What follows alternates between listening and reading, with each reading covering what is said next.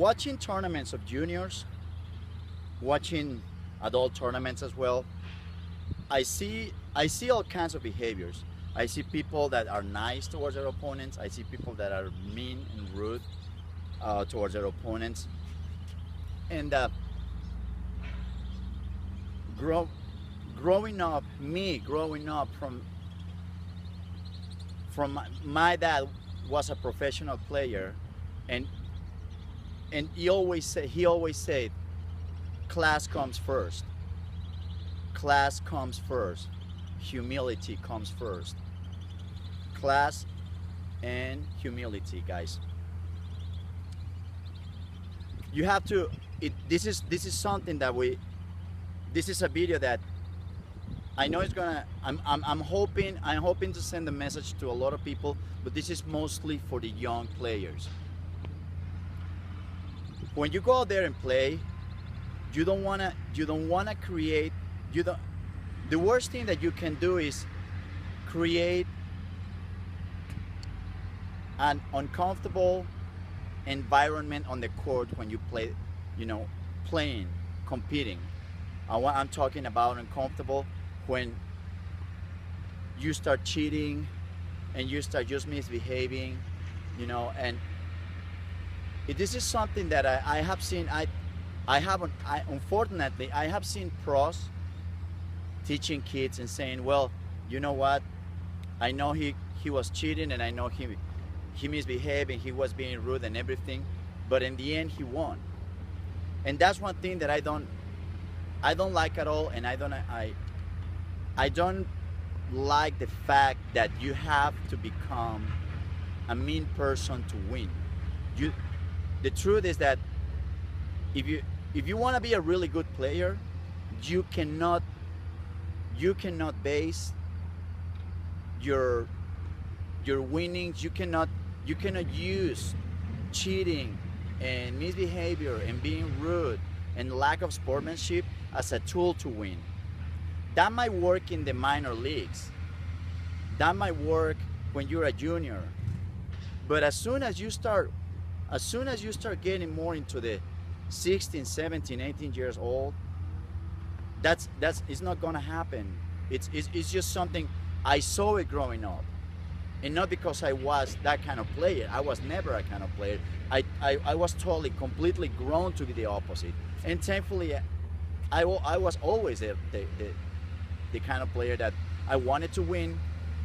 I will really get mad to myself if I lost, but I will never take it out on my opponent. Never. So that's one thing that's very important, that we have to teach this to our kids, and we have to set the example, because it's unbelievable all the kind of things that I see out there. Kids nowadays, trying to play like Federer, like Nadal, like Djokovic, But unfortunately, we had the example of, fortunately, it's the minority, a few players on the tour that they don't help with their behavior when kids sees them.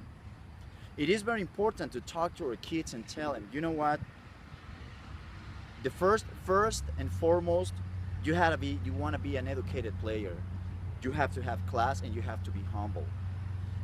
In Rafael Nadal's book, he says something that it really stuck to me. His uncle said that they taught Rafael ever since he was a kid. They say it is more important to be a good person than a good player. And he grew up in that kind of environment teaching him, you know what, you're humble when you win, and you're humble when you lose as well. If you lose, you don't want to be a sore loser, and if you win, you don't want to be the guy that celebrates, in your face to the other opponent. You don't want to. They just taught him pretty much, you don't celebrate, you don't do anything weird. You might see players out there that do stuff at the end of the match, like Tsonga, dancing around and things like that. That I like Tsonga, and I understand that he's happy that he won. But again, as in the Nadal book, they say as an example, you have to remember that the other guy is not feeling good. And he's not only, and the main reason why I say you don't celebrate is not really because you don't want to feel the guys you're celebrating, on his face. It's just the fact that you don't wanna glorify yourself. You wanna stay humble. You wanna think, okay, I won, but this is nothing. There is still so much to achieve. There is still so much to do. And in his book, they tell you he will win Wimbledon or he will win the French Open, and then he will go back to his town in Mallorca in Spain, to the island, and they didn't do nothing for him. There was no party, no celebration. And that was the main reason why, because they said, you know what?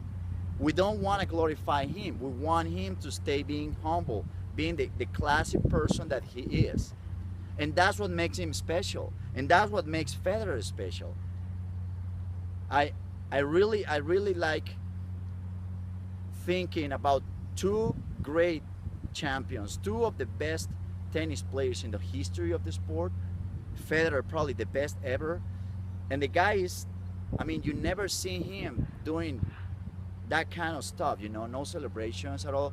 Win or lose, he always looks calm.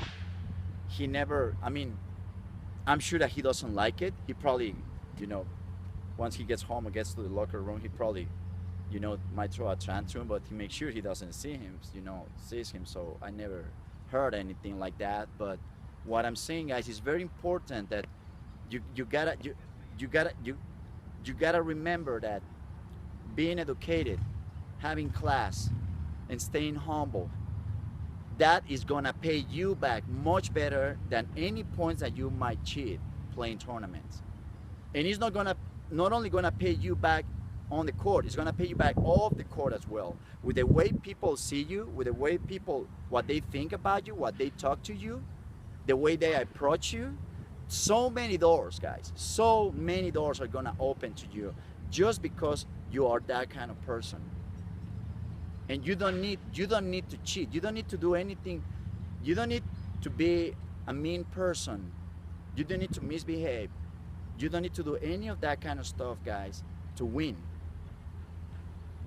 Like I said, you might be able to win some matches in the juniors, but it's not gonna last. And the only thing that's gonna happen is just gonna end up with plenty of enemies, and people are not gonna like you, and people are not gonna invite you to events or whatever there is stuff happening around tournaments. They're just not gonna like it. So pay attention to the way you behave.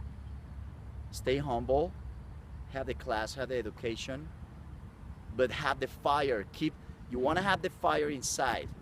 You gotta have that fire in your veins. You gotta feel pumped up, and you gotta want to win and fight it. But never let it out, especially towards the other guy. You always want to be respectful of them, because it has happened to all of us. We lose, and we don't like to see the other guys. The best thing that can happen is when someone beats you, you just see the guy educated, he just shakes hands, thank you very much, well played, and bye. And that's something that people notice, and that's something that is going to make you become a better player, a better person on off the court, a better son, a better friend, a better brother, a better husband, a better wife. All right? Okay, guys, I hope it helps. If you have any questions, let me know.